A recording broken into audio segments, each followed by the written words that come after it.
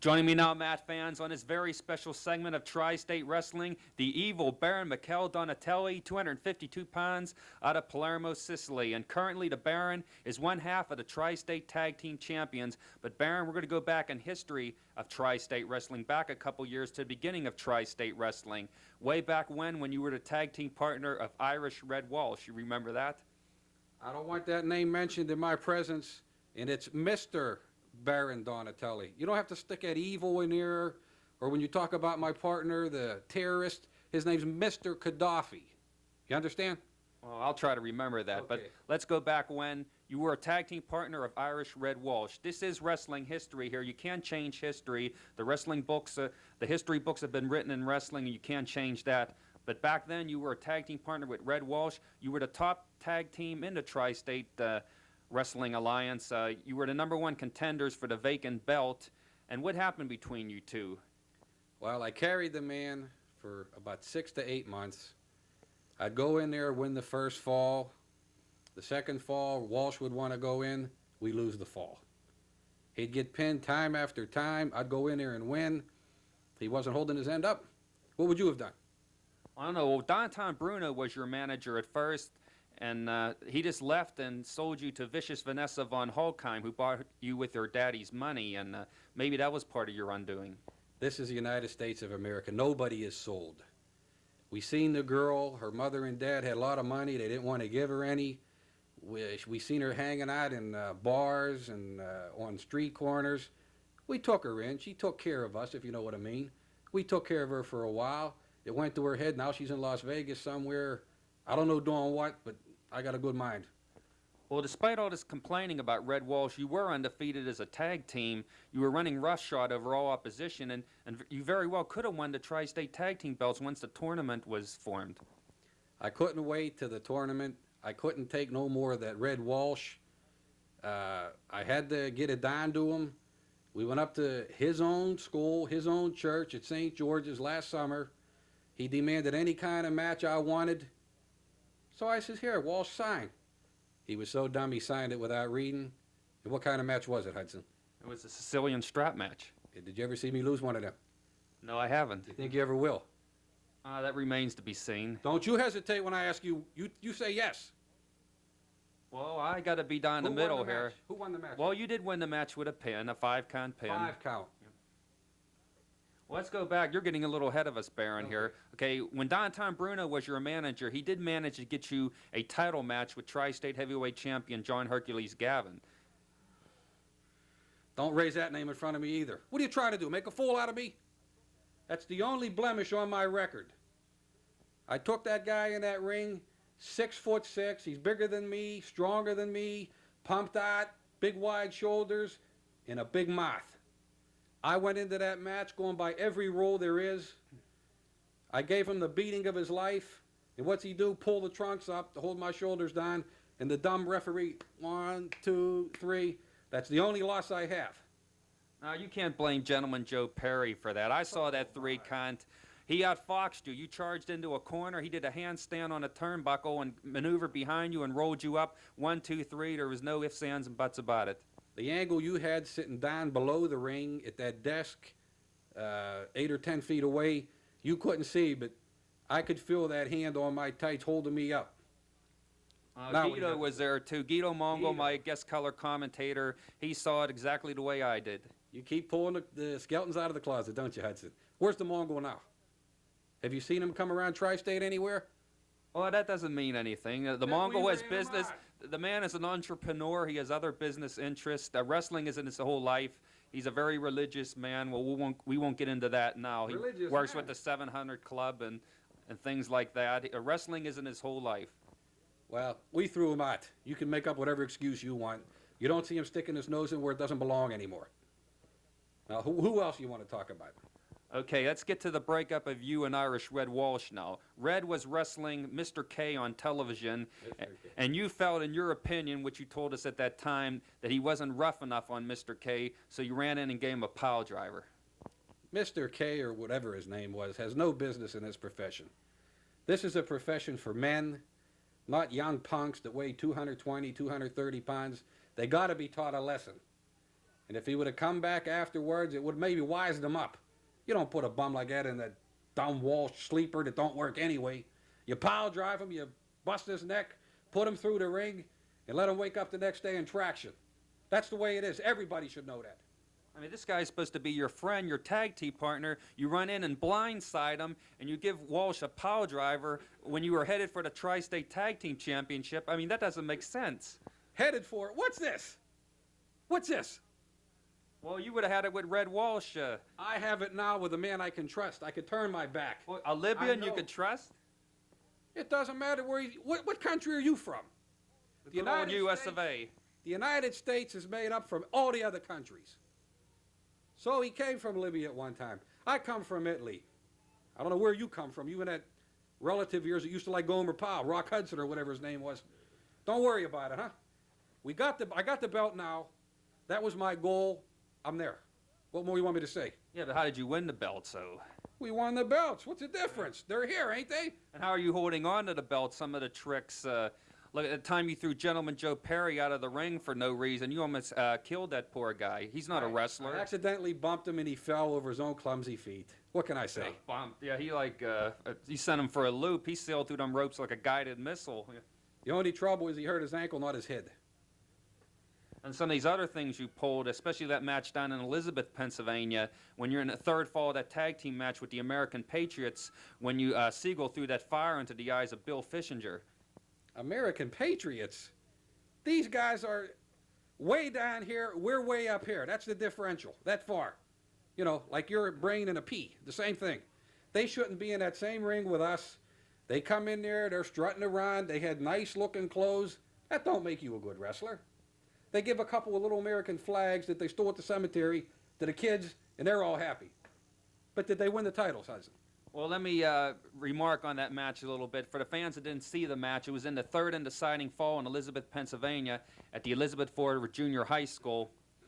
And you guys were really on the run in that third fall, and you'd spin Fishinger over the ropes, and Dr. Siegel hurled a ball of fire from his fingertips. I don't know how he conjured that up, like a wizard or a warlock or a sorcerer or whatever he is, and you threw fire right into his eyes. A ball of fire from his fingertips? We have it all on tape. What kind of special effects are these people doing on these tapes? That's what I want to know. Nobody throws balls of fire. That's just another excuse for them to cry. We were cheated. It's not the American way. And Bill Fishinger got those Roy Orbison glasses on. Look what them guys did to me. Nobody did nothing to him. He just lost, and he couldn't take it. That's all. Well, let me close this interview in saying that Boris K. Fabian is coming up with some rematches here, and you guys make it your comeuppance against the American Patriots, Baron. Thank you for being my guest. Just don't be too far away from the 911 and the stretchers, and bring plenty of butterflies and a lot of catgut to put the foreheads back together, because we love destroying them guys. We got to get you in the ring sometime. You want to wrestle? Mad fans, joining me now in this very special edition of Tri-State Wrestling, Irish Red Walsh, 245 pounds out of Dublin, Ireland. And Red, welcome to Tri-State Wrestling. Thank you, Hank. Well, Red, we're going to go over the history of you in Tri-State Wrestling. You've been around for several years now. And back in the beginning of Tri-State Wrestling, you were the tag team partner. I'm sure you don't want to remember it because it was probably a bad time in your career as we look back on it, but you were a partner of the evil Baron Mikel Donatelli and were the top contenders for the vacant Tri-State Tag Team title at that time. And you had several managers, Don Bruno and Vicious Vanessa von Holkheim. What is your opinion on all of this as we look back on it? Well, that was one of the darkest moments of my professional career because I was this close to the tag team championship, something that me and Donatelli had worked for years. Everything was going fine. We were winning one match after another. The future looked great. Where we went wrong, I just can't tell you. The way his methods of wrestling, we had our separate styles, we had our separate team, but our teamwork was one, straight down the road. No problems until he thought I was getting too soft on him. And as we recall, during a match with Mr. K, you were doing a good job on Mr. K. You were toying around with him. You know, you outweighed him by a few pounds. But he ran into the ring and out of nowhere gave you a pile driver. His tag team partner, his friend, he just come in and like blindsided you and nearly killed you. I cannot believe what he did on that day. My neck was hurt for several months. I had to quit everything, quit working out, just therapy, just try to relax, try to regroup. I just couldn't believe what had happened. Well, then later on, you and the Baron had a match on Tri-State Wrestling. The falling out was complete. You had a revenge match, and it took the entire dressing room to pull you apart. You both were trying to kill each other. It just went from, like, love to hate and just overnight. Yes, I'll tell you, it took those many people to pull us apart because me and Donatelli were the strongest team at the time, and locking up and tearing each other apart. 10, 12 different wrestlers, they tried their best. We wanted to kill each other at one point. Oh, we must have had 15 people in a ring on that day. Yeah, it was at least 15 people. He went berserk, I went berserk, and we just tried to finish each other's careers off right there. Well, finally, it came down to a strap match at St. George's Gym in the Allentown section of Pittsburgh. And, well, the Baron, I guess he had more experience in a Sicilian strap match, and he did manage to edge you out on that night. But I know, in your opinion, the feud is far from over. Well, as far as I'm concerned, the strap match should be eliminated from the Tri-State Wrestling area completely. There's no way that that should be a legal match. You cannot properly defend yourself. That's two animals in there trying to kill each other. And that's the way it ended. Oh, as I was mentioning, you're going to wrestle Bobby George Adonis at the St. George's Gym. You had that match on TV where you stole the foreign object off of him, but the referee didn't notice it until after you stole the object, and you're the one that got disqualified. And I know you can't wait to get Adonis into the ring. Well, Bobby Adonis is a master of foreign weapons. Nobody can see what he has unless you feel it around your neck, feel it on your forehead. I finally managed to take whatever it was. It was a can opener wrapped up in tape. I got it off him. I showed the referee. I used it on him. Revenge is sweet. I get disqualified. This guy has another thing coming when he comes after me again with that same weapon. Yeah, we'll see you and him in St. George's coming up very soon, Red, and I wish you the best of luck in that match. Walsh, take a good look at this. This is the Tri-State. I'm scared. Oh, look, he stood up. You will never have this. I don't want it on your terms.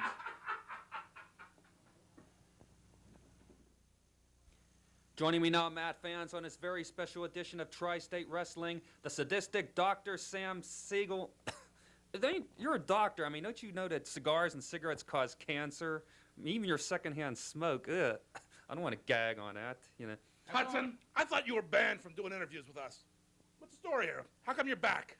Well, normally I don't enjoy doing an interview with you guys, but since you tried to get rid of me and Boris K. Fabian ruled in my favor, I'm kind of enjoying this right now. So, well, let's Sounds like get... a payoff to me. Well, we have a lot of questions to ask you during the course of this interview, but let's just start at the beginning. Okay, we're going to go over the history of Tri-State Wrestling and your part in it so far. Your first protege in the Tri-State area was 450 pounds, or an estimated 450 pounds, of Muhammad Abdullah, and we haven't seen him around for a while. He's been suspended for the tactics of you and him in the ring. Well, Tri-State Wrestling fans, a good doctor has come through with some good news.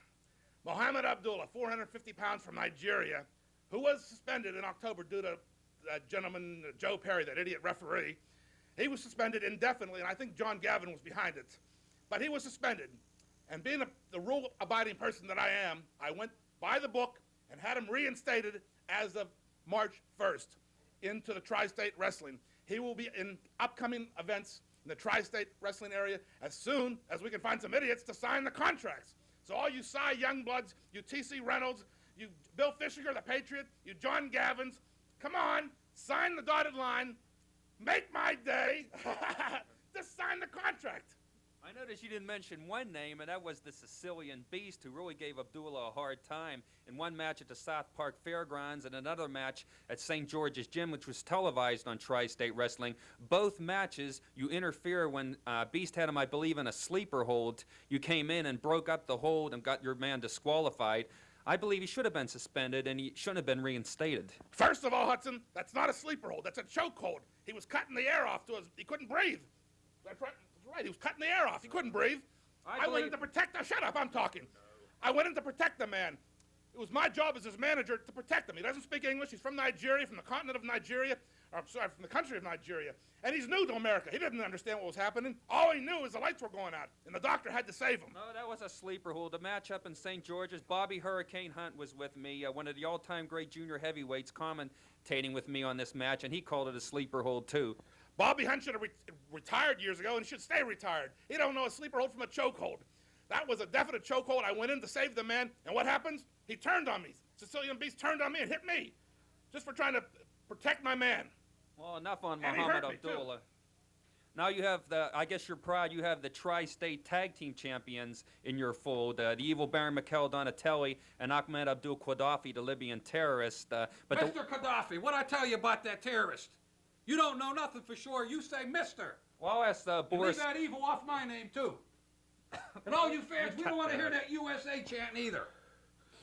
Boy, you don't know what's good for you. Blow that in his face. I mean, the way you two.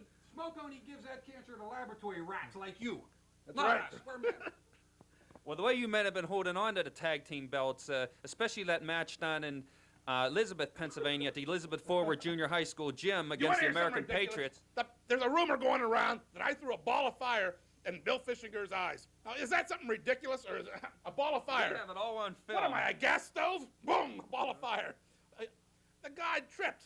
He tripped and did something to his eyes. How did you do that? Just somehow out of the tips of your fingers, you conjured up a ball of fire. I mean, are you a wizard or a warlock, a sorcerer, or some kind of demon possessed by some evil force, or what? Did your parents have any kids that lived? Honest to God, what are you talking about, a sorcerer, a warlock? The man lost the belt. The good Baron was right there. He saw the whole thing, right, Baron? There was no flames there at all. You guys put the special effects on the film to make us look bad because you don't like us because we ain't from your country. And I got to admit, this guy's the best advertisement for birth control I ever see. I mean, you guys almost set off the sprinkler system in the school. That thing was so hot. I don't know what you're talking about. All I know is we won the match, and they, of all things, they want a rematch. They want more abuse. So on March 26th in Schramm Hall, they are going to get their rematch. Okay. Don't be wrapping me up. I'm not done yet. I'm not done. He's trying to wrap us up. Get him, Baron. Who are you wrapping us up? I'm not done yet. When I'm done, I'll tell you. I'm not done. You just say. When I'm done, we'll let you know. I got more to say. On the 25th, we'll be at Shaler High School. The 26th, Schramm Hall. Come on out and see us. I'm mad, and I want it now. Now. Good riddance. Matt fans, my special guest now on this edition of Tri-State Wrestling, Dave Crusher Klebanski, who has been in the Tri-State Wrestling Alliance just a very short time, but has already made a tremendous impact. And Dave, welcome to Tri-State Wrestling. Okay, Hank, let's get to it, okay? What is it? Okay, you've beaten two opponents very easily so far, two tough opponents, Charming Chuck Lewis and Bobby George. You've handled them with ease. With ease. Well, as far as I'm concerned, you know, we have the greatest amount of talent here in the Tri-State Wrestling Association. But Bobby George, he was all right. But Chuck Lewis was a very more harder opponent to overtake. But they are still not up to my standards. And I'm going to keep climbing the ladder until I get to the standard that I want to reach. Well, you beat two very different opponents. Chuck Lewis relies a lot on speed. He's one of the quicker men in the Tri-State Wrestling Alliance. But Bobby George is one of the heavier men, yet you handle the two diverse styles very easily. Well, first of all, Hank, that is the reason why I'm a wrestler and you're a ring announcer, okay? As far as I'm concerned, speed doesn't mean anything. Heaviness doesn't mean anything. It's when you're down on the mat and when I'm on top of my opponent and the referee counts 1, 2, 3, and I get my hand raised as usual. That's what counts. Okay, now what about the sleeper hold you use on your opponents? It looks very close to a choke hold, in my opinion. Choke. You wouldn't know a wrist lock from a wristwatch, so don't start telling me about choke holds, okay? I put pressure around the neck and I cut off the oxygen to the brain. It's as clear as simple as that. Well, we have two of the Even top. a moron like you would understand that. Well, we have two of the top referees in the world, Dave Karpinski and gentleman Joe Perry, and so far they haven't found any irregularities, but some of the other wrestlers have been talking that they suspect that sleeper hold. Well, the way I look at it is, if it's too hot, get out of the kitchen, okay? Because I'm here for one thing and one thing only, and that's to be the top of the crowd, and that's where I'm going to be. Well, it looks as though you're going to need some tougher competition. Coming up soon, you're going to have a match with the Sicilian Beast at St. George's Gym in the Allentown section of Pittsburgh on Saturday night, March the 26th. Now, that might be your first defeat in a TSWA. No way, no way. You know, I'm a very patient man, okay? And I'm taking my matches one step at a time. But I want some competition, okay? And Beast, if you're out there watching, all right, there's two things you got to have when you come to St. George's Gym in March. Number one is a life insurance policy paid up with your wife as a beneficiary, and two is a one-way ticket to the morgue. Because like I said before, Hank, it's just another step up the ladder to what I want and who I want. And I think you know that answer, don't you? Well, it could be the TV champion, Johnny Rotten. Johnny Rotten, how did you know that? Huh? Have you been reading my letters before I come into the dressing room that I write in my little diary? Have you been doing that, Hank? That's right, I do want Johnny Rotten. And after I pulverize the beast, Rotten, I'm coming after you. And when I get done with you, you won't be Johnny Rotten. The people will be calling you Johnny Forgotten. Because people don't remember former title holders, Hank. They remember the present. And Crusher Klebanski will prevail as the next Tri-State Wrestling television champion, Hank. Well, I think you're biting off a little more than you can chew here. Johnny Rotten, even though you outweigh him perhaps by 50 pounds, he is a very strong individual and might be able to match you in the strength department. No way. Strong. Okay, I'll give him that much. He might be a little strong, okay? But who has he wrestled, huh? I see him wrestling little midgets, okay? I see him wrestling old bag ladies in the front row, okay? Smacking her hand on the ring. I see him kissing babies. The man absolutely makes me sick. He's been hanging around Hercules Gavin too long, too many steroids in the brain, and his brain has gone to mush, all right? So he thinks he's going to take a different route and he's going to achieve success, but it just doesn't go that way, does it, Hank? Well, you seem to forget that Johnny Rotten has defeated John Hercules Gavin. He was a former TSWA champion. Well, that is neither here nor there. That doesn't concern me. I don't care about past tense. I only care with present. Well, coming up is your match with the Beast. Crusher, we wish you luck, but I know you feel you don't need it. I do not need it. No way. Matt fans, you heard it from Dave Crusher Klebanski, 285 pounds out of Detroit, Michigan. Matt fans, coming up very soon, Saturday night, March the 26th, 8 p.m., one of the greatest wrestling cards ever held in the TSWA at Schramm Hall, St. George's Gym in the Allentown Beltshoover section of Pittsburgh. 5 big main events. And with me now, the sadistic Dr. Sam Siegel, and he's going to give me his opinion on who's going to win each of these great matches. And Dr. Sam, these are the matches that the fans asked for. They've been writing cards and letters to Tri-State Wrestling. They asked for these matches, and they're going to get them on Saturday night, March the 26th. Now, the first match we're going to ask you about is 300-plus pound Bobby Adonis taking on Irish Red Walsh. Irish Red Walsh is a washed-up has-been. He should have retired years ago. Why he's even wrestling, why the State Athletic Commission gave him a license, I'll never know. Bobby Adonis is going to tear him apart. He'll carve up his forehead. He'll give him the big splash. You know what'll be left of Red Walsh? A little big red spot on the ring. That's it. Red Walsh is through in wrestling after March 26th. Okay, another big match, a battle of super heavyweights, the Sicilian Beast giving a big test to Crusher Klebanski. Crusher Klebanski, as you know, just took on a new valet, Miss Sherrill. With that talent, the Beast, nice guy. Nice guys finish last. The Beast is going to get whipped and whipped bad. I know Crusher Klebanski likes to get that big 5 counts. You know, 1, 2, 3, 4, 5. He'll kill him. Okay, another great match for the Tri-State TV title. We have B.A. Bobby Fox challenging the champion, Johnny Rotten. That's a tough match. That's a real tough match. B.A. Bobby Fox is managed by the master of disaster, Mark Curtis, a genius. But they're going up against a guy, Johnny Rotten. I think his brain has been a little bad lately, but Johnny Rotten could surprise a lot of people. And that's a tough match. You got me fooled there. I have to think about that. I have a feeling that could go either way. But no opinion. Not at this time. Okay, we have the Tri-State Heavyweight title match. We have the champion, John Hercules Gavin, facing his toughest test ever and 6 feet 11 inch, 430 pound Mighty Goliath. And this is the match that everybody's been demanding. The Mighty Goliath is a monster. He makes Hulk Hogan look like a midget. The guy has wrestled everyone in professional wrestling today and has never lost a match. And Gavin thinks he has a chance against him. Gavin is so pumped up on steroids, he's lucky he doesn't have a stroke before he gets in the ring. 1 minute finish, 1 minute. It's going to be all over. The Mighty Goliath is going to beat him in 1 minute. You heard it here.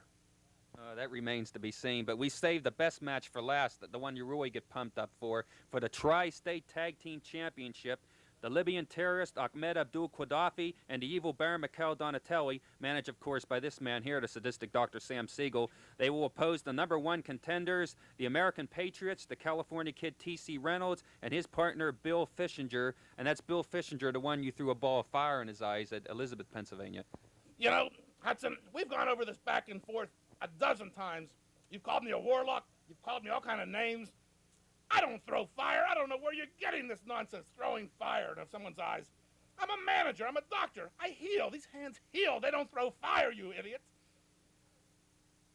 Put that aside. They got a rematch with us. They want a rematch. We gave them the rematch. The match is a 2 out of 3 fall, if I'm not mistaken, and they are not going to get past the second fall. First of all, we have the evil Baron Mikhail Donatelli and Ahmed Abdul Qaddafi, the Libyan terrorist. These guys are so mean and rotten. They can't even, they don't even wait for 2 falls. They want to beat him up in 1 and put him on a stretcher on the way out. So there might not even be a second fall. Oh, so you're predicting your Chargers will retain the title in 2 straight falls? 2 straight falls. They're going to beat him. They're going to beat him bad. And I have a little score to settle with that Bill Fishinger spreading these nasty rumors about me, supposedly throwing fire. You and him together. And as far as T.C. Reynolds, a little teeny bopper, he should go back to California and stay with his little 14, 15-year-old girlfriends. Well, Matt fans, you heard it from sadistic Dr. Sam Siegel. Don't forget that date, Saturday night, March the 26th, 8 p.m. And we're going to have the new champions there, the new and the forever. The heavyweight champions, the Tri-State Wrestling champions, the evil Baron Mikhail Donatelli, and Ahmed Abdul Qaddafi, the Libyan terrorist, Tri-State Wrestling champions forever. That's Saturday night, March the 26th, 8 p.m., Schramm Hall in St. George's Gym in the Allentown, Beltshoover section of Pittsburgh. Don't you dare miss it.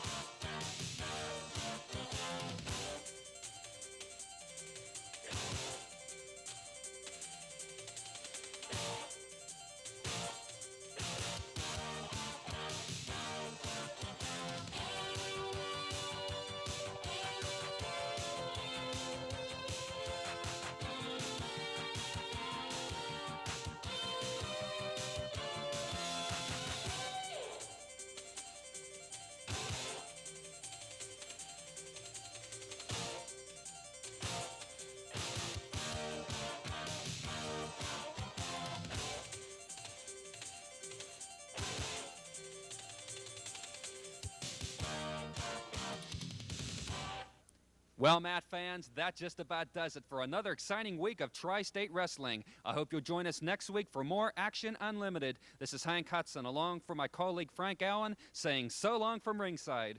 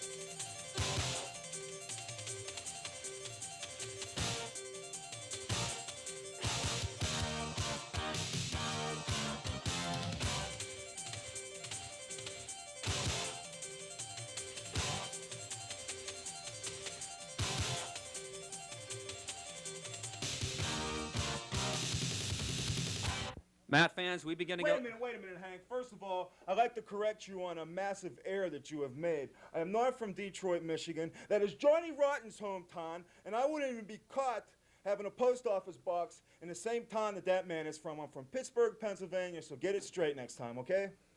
Okay, Crusher, I'd like to ask you a question. Many of the fans have been writing to us wondering why a great wrestler like you does not have a manager. Well, I can tell you right now that Dr. Sam Siegel and Mark the Master Disaster Curtis have been tripping over each other, like arguing who's going to get your services. Now, it's up to you to decide. These guys have been really carping at each other. Which one of these two are you going to make your manager? Well, first of all, I just want to say that I think Dr. Sam Siegel and Mark Curtis, Master Disaster, are two of the greatest minds that professional wrestling has seen. And I mean that. But I have chose to take a different route, okay? And I'd like to introduce her right now, my valet and personal manager, Miss Sherelle. Come on out here, sweetheart. Give these people what they got coming to them. Look at this, Hank, huh? Look at this. Ain't this something that'll crush your eyeballs? Huh? All right, you can stop It'll drooling now. You gonna ask something? It'll cross a lot of people's eyeballs. All right, look at this, all you 9-to-5ers. Standing in line at the food banks. This is what happens when you work for a living. You can afford luxuries like this. Give me one of them. You can afford this. And this is my manager. I present to Tri-State Wrestling Association, Miss Sherelle. Take a bow. I don't think we better take a bow if you ask me. No. Why, what's the matter? Hey, huh? Hey, watch your hands there, Hudson, huh? Aren't you married? This is I a thought family you were a little, program. but I wasn't too sure. What do you mean a family program? Huh? This is my manager and personal, whatever else it may take. Don't say it. Huh? So Well- did I answer your Well, question? well, Matt fans, you saw it. The Crusher has a manager or a valet or whatever, and what happens remains to be seen. Welcome, Matt fans, to another edition of Ask Dr. Sam. As you know, Ask Dr. Sam is a segment for you Matt fans to write in your letters asking Dr. Sam any questions you may have about wrestling, psychology, or any of the men in my stable. All you have to do is write a letter to the address on your screen. Now let's get down to business. From Monica in Hazelwood, she writes, is the terrorist related to Muammar Gaddafi? Yes, he's I think a second cousin to Muammar. He's a great man. All right, and from David in East Liberty, we have, how did you create the fireball? What fireball? There's no such thing as a fireball. All these reports about a fireball are greatly exaggerated. You can't make a fireball come out of your hand. What do I look like, a 300-pound Bic lighter? All right. From Albert Butchinger from Bloomfield. It's a great name. What prompted Boris K. Fabian's decision to bring in Dave the Enforcer? For that answer, we're going to wait to another segment, a special edition of Ask Dr. Sam, where I'm going to have Dave the Enforcer Karpinski as my guest, and he can tell you himself. All right. Here's from Jill in Shadyside. She asked, how did you get started in wrestling? Well, I'm very good friends with the good captain Lou Albano and his ex-partner Tony Altimore. They were the Sicilians back in the 50s and 60s, and they helped me get my start in wrestling. Where did you go to med school? This question comes from Amy in Oakland. None of your damn business, that's why. All right, and I told Hank Hudson on the first interview that there'd be no questions about my personal life. My personal life is just that, personal.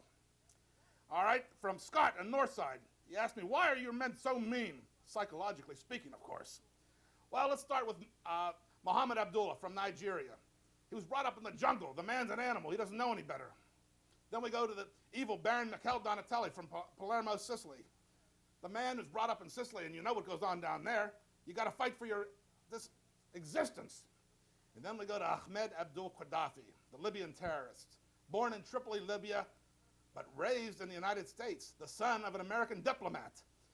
Educated in the best schools, but the reason he's so hateful and the reason he's such a mean person is he's had to deal with bigotry all his life. All his life, every single day, bigotry.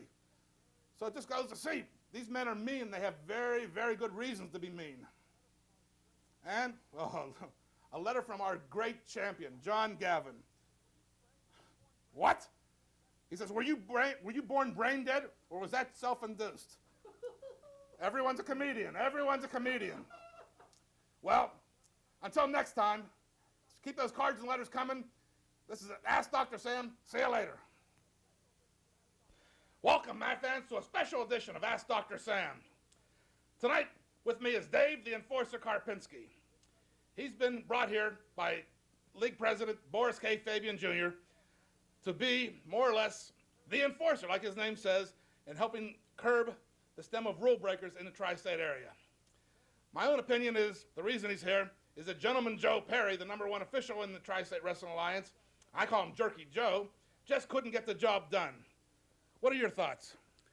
Dr. Siegel, right off the bat, I have to disagree with you. Wait a minute. Don't be disagreeing with me on my show. Wait a minute, I'll lay you you asked out me- like a buffet. I know about buffets. Oh, that's for sure. That's for sure. It's obvious to me and a lot of our viewers. Number one, I have to disagree with you concerning Gentleman Joe Perry. I think he's one of the finest referees in professional wrestling. That's your opinion. And yes, it is. And I don't know how the man did as well as he did with you in the ring, along with your, good Lord, I thought Pittsburgh was cleaned up years ago. Along with you in the ring there, passing foreign objects to your men, and some of the tactics they pulled. Allegations, strictly allegations. We have it on film, Doctor. We have it on Films film. lie. Where you and the evil Baron threw Gentleman Joe out of the ring, hurting the man, almost crippling him. Well, see, you got your facts wrong already. It wasn't me and the Baron that threw him out. It was Ahmed Abdul Qaddafi, the Libyan terrorist, who threw him out, and he was upset, and he had good reason to throw him out. Gentleman Joe Perry stepped on his toe, and he had a bunion. It hurt him. Oh, my, come on, Doctor. The man's a referee. He's not a wrestler, and it's his job to control violence, such as you and your wrestlers put on the other wrestlers in Tri-State Wrestling. And Listen, a bump on the head for guarantee Joe Perry won't. He's been dropped on his head so many times that one more bump is not going to be able to tell a difference. Guarantee you, Doctor, I know you make a tremendous salary, and you have some real good wrestlers in your stable, but you're going to be minus about half of it if you continue the tactics that you've been doing. Now, wait a minute. Let me tell you something right now. I don't like threats, and I understand you brought some kind of film you want me to view during this segment. Well, you started off asking the question why I was brought into Tri-State Wrestling to begin with. To go back about a year ago, we had a lot of problems in Tri-State Wrestling. Now, I wasn't even here a year ago. I didn't sign my contract till probably 8 months ago. Well, we had a lot of problems in Tri-State Wrestling with Johnny Rotten. If you remember, maybe you don't remember. Johnny Rotten has appeared to have turned over a new leaf as of late. But we have a match here that was taped about a year ago that would like the audience to view when Hercules Gavin and Johnny Rotten were at odds. All right, my fans, let's go to that tape now and let's see what he's talking about, all right? And joining me for color commentary will be my colleague Frank Allen. And Frank, right here, we have a match for the Tri-State Heavyweight title, a Sicilian strap match. No time limit. You must pin your opponent for a 5 count anywhere in the building, and the match cannot be stopped for any reason, not even for bleeding. We have the current champion, John Hercules Gavin from Pittsburgh, 298 pounds, facing the former champion, Johnny Rotten, 247 pounds, out of Detroit, Michigan. And one special aspect of this match, and everybody here is very happy about it, Johnny Rotten's manager, the master of disaster, Mark Curtis, has been banned from ringside by the TSWA, and everybody's happy about that. We see now Bucky Palermo joining the wrestlers up. They're joined at the wrist, each by one end of a 10-foot leather strap. They're both gathering the strap up. Coming in close, and Johnny Rotten strikes the first blow to the solar plexus. 2, 3, 4 kicks in a row. John Hercules Gavin goes down on that last kick. I don't know if Johnny Rotten is an expert at this type of match or not. You rarely see one. I know Baron Mikel Donatelli is an expert at the Sicilian strap match. He might be the all-time expert, but I don't know the history of these gentlemen, whether they've worked this kind of match. And Gavin has removed the strap, and Johnny Rotten has removed it. Now. Even a strap can't keep these two men together. Rotten rebounds from the ropes, a knee right into the throat. Johnny Rotten did reign as Tri-State champion for a few months. He took the belt from John Hercules Gavin until Gavin won it back recently in Pittsburgh, Pennsylvania.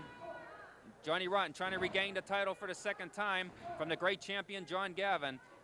And a reversal by Gavin, slamming Johnny Rotten against the ropes. As I said earlier, Johnny Rotten won't have his manager, the master of disaster, Mark Curtis, at ringside for this event. Diagonal whip on the rebound, a backdrop, 8 on the Richter scale. Beautiful backdrop by the champion. And Johnny Rotten sees stars as a result. And now Rotten back into the ropes, whipping to the opposite strands on the bound, flying kick. He might have got him in the jaw there, Frank. Going for the count. Nope. Whoa. Right shoulder up on the count of 2. That was at least 2.5. The crowd became very silent. They thought that the match was over there, but very close to a pin. Johnny Rotten, pretty tough customer. He's not going to go this early. The champ's going to have to wear him down some more to get that 3 count. As I say about Johnny Rotten, I say rotten to the core, rotten through and through. A sadist out of Detroit, Michigan. Johnny Rotten's chest is fire red. Have you noticed from those chops? Look yeah. at the redness in his chest. Oh, he's a tough man to take blows like that. Now coming back, Johnny Rotten, snapmare. Gavin hits the deck. Rotten now climbing outside the ring, scaling the ring post, up to the high altitude, measuring his foe, falling fist drop. It might have been into the throat. And why'd he do that, Frank? He might have had the pin on that one. I can't imagine why he would jerk him up like that. It's he's after the championship. If he had the champion down, had a chance for the 3 count, I don't know why he would have pulled him up like that. He must want to deal out just simply more punishment. It must be an emotional thing, as well as wanting to win the belt, that he wants to punish him so much. That's exactly emotional. I mean, these men hate each other so much. The match started off as a Sicilian strap match. They just ripped the thing right off. The thing was getting in their way. They just wanted to tear into each other so much. They just ripped. Oh, beautiful back suplex by Johnny Rotten. This guy's a great scientific wrestler. He mixes it with the brawling very well. That's why he did reign once as Tri-State champion. A falling blow there. But as I said earlier, these guys just hate each other so much. I mean, maybe they don't want victory. Maybe a victory to them would be annihilating or even killing their opponent. A belt means nothing to these guys. Yeah, I think they lose sight after the match begins. I think they get so pent up in the emotion of the whole thing, perhaps they lose sight of what they went into the ring, went into the match for in the first place. Oh, big backdrop by Johnny Rotten. I mean, they hate each other so much that the belt is secondary to the rivalry and Exactly. They're wanting to punish each other to the utmost before this match is over. Now, he's going for a pin. Johnny Rotten's going for a pin, but it was kind of a half-hearted pin. Yeah, sort of a humiliating type pin. It wasn't anything that's going to hold the champion down. I mean, if it did hold him down, it'd be more of a humiliation for Gavin. Really? Whipping to the ropes, Gavin rebounds. Oh, but Gavin foils the backdrop with an elbow across the back. Yeah, the belt is secondary in this match. I mean, Gavin is the champion. I guess Johnny Rotten would like it, but he wants to kill Gavin, I guess, first and then take the belt. He don't want a pin or a 5-count pin or a 3-count pin. This was a Sicilian strap match with a 5-count pin situation, but I don't know what's going on now. These guys are just throwing everything but the kitchen sink. Diagonal whip, Rotten hits the buckle, rebounds, flying clothesline. Gavin really charged with that clothesline clout. Put the clothesline into his neck that time. Really snapped the neck back, and now spreading the legs, measuring him for some kind of blow. Falling butt to the solar plexus, spreading the legs. Johnny Rotten writhing on the canvas, and now spreading him again.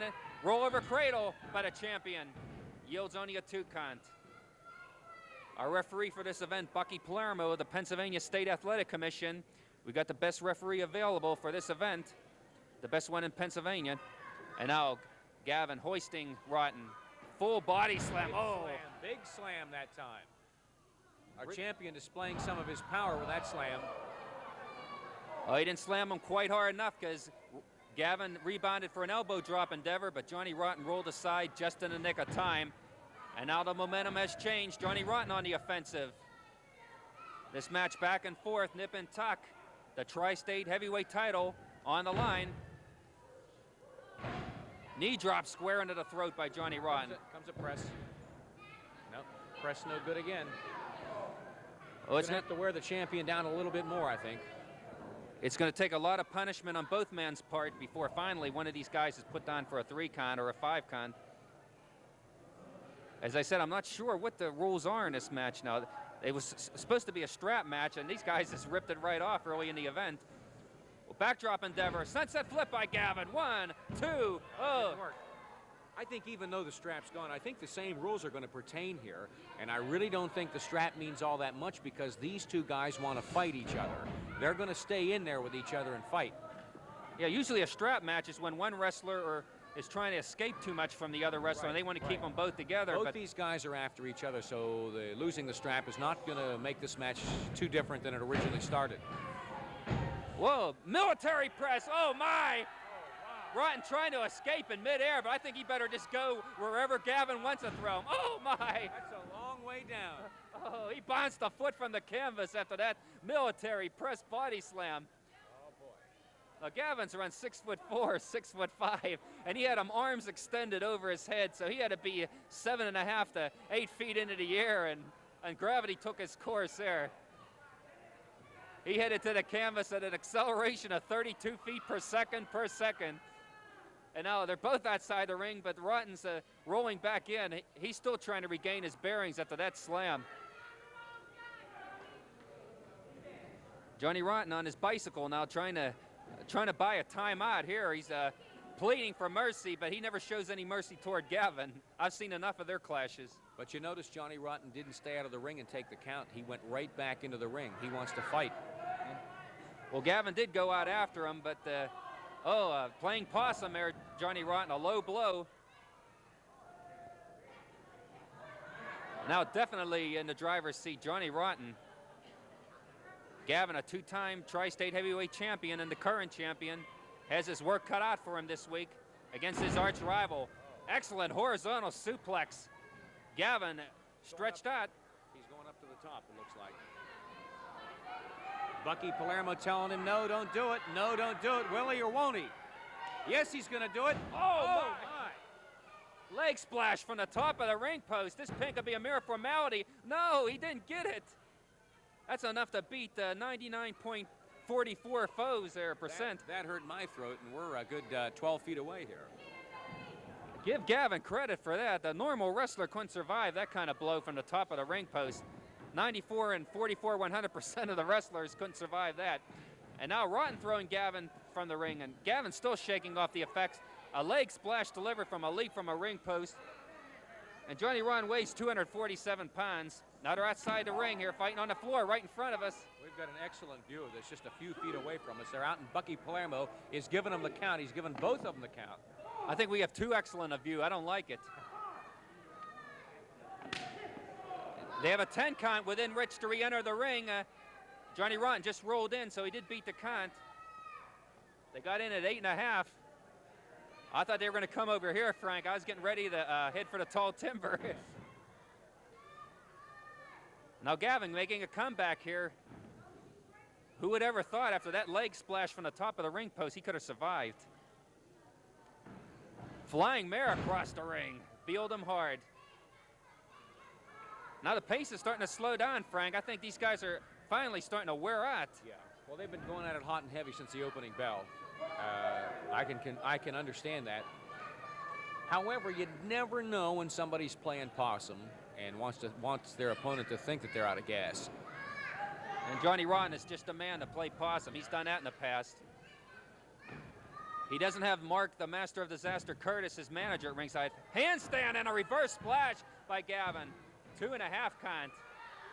Now, if Mark Curtis would have been here at ringside, I know he'd at least been up on the apron there, ready to jump into the ring. Now, handful here by Gavin. Double handful, in fact, measuring him for a right to the head. The pace has slowed down. These guys have to be wearing out. The great condition that they're in, they're still wearing out. Oh, my, flying kick by Gavin on the bound, and Rotten rolls to the sanctuary of the floor.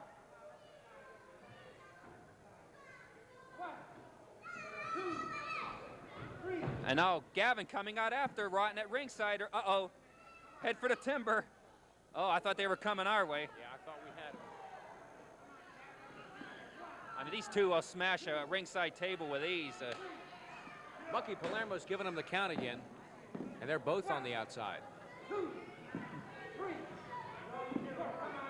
Champions first one back into the ring, but Johnny Rotten is still face down on the floor. Johnny Rotten hit that, I think he hit the ring post very hard there. Took a hard smash. I was busy trying to run. I didn't catch the exact blow he took, but he did take a hard blow. He's really slow in getting back into the ring. It looks really worse for the wearer, Johnny Rotten. Well, he's trying to get a few extra seconds rest if he can. That's where the strap would have come in handy. Yeah, right. As you said, Frank, earlier, playing possum, and there he is, Johnny Rotten.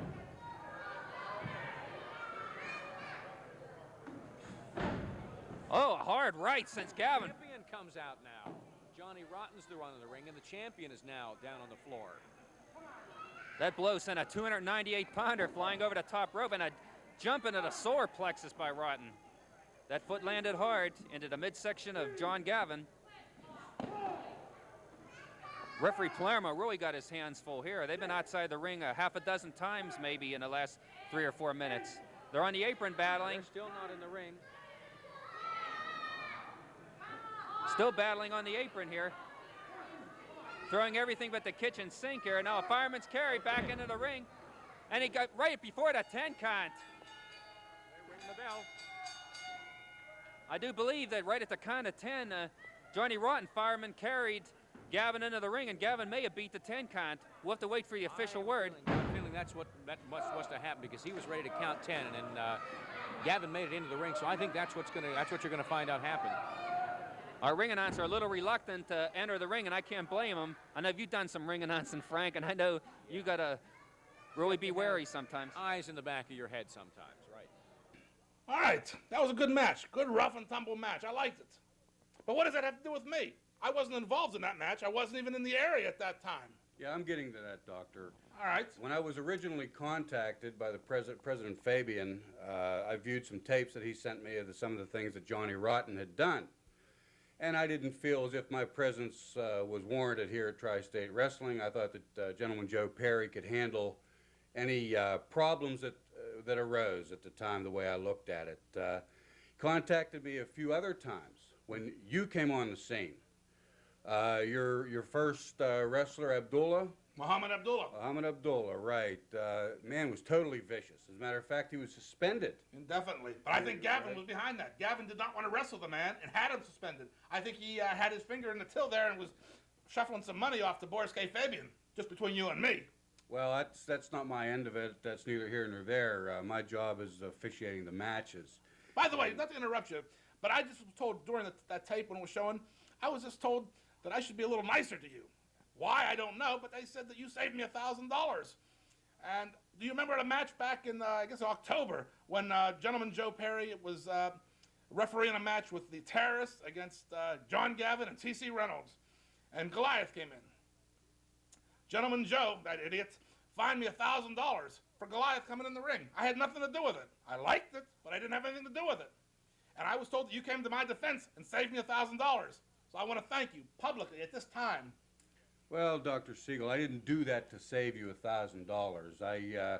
I was unaware that Gentleman Joe had fined you. The man's an idiot. And no, I don't think so. I think Gentleman Joe's a fine referee, and I think you just give him a little more than he could handle there at that time. Boris K. Fabian gave me the power to override decisions that were made as far as suspensions and fines. Mm-hmm. I felt that the mighty Goliath deserved much more than a $1,000 fine, but I thought maybe that would teach him a lesson, and maybe he'd think. He can afford it. He can afford it. I'm sure he can. Some of the things that let me get back to my point. Then I think you employed the services of the terrorists. The evil Baron Mikhail Donatelli and Ahmed Abdul Qaddafi, the Libyan terrorist. Right, exactly.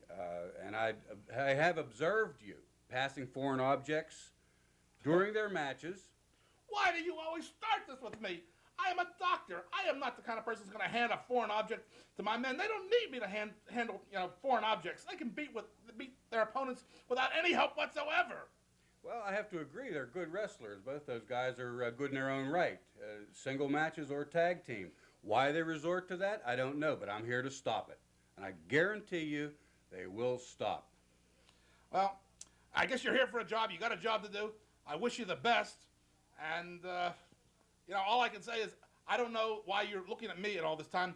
Gavin, who seems to be the local fan favorite here, he uses as many illegal tactics as anyone I've ever seen wrestle today. Closed fist. In fact, if I remember a couple weeks ago in an interview I saw, you said yourself that you had admonished him about using closed fist. Yeah, you're absolutely correct, Dr. Siegel. I did speak to Hercules Gavin about that.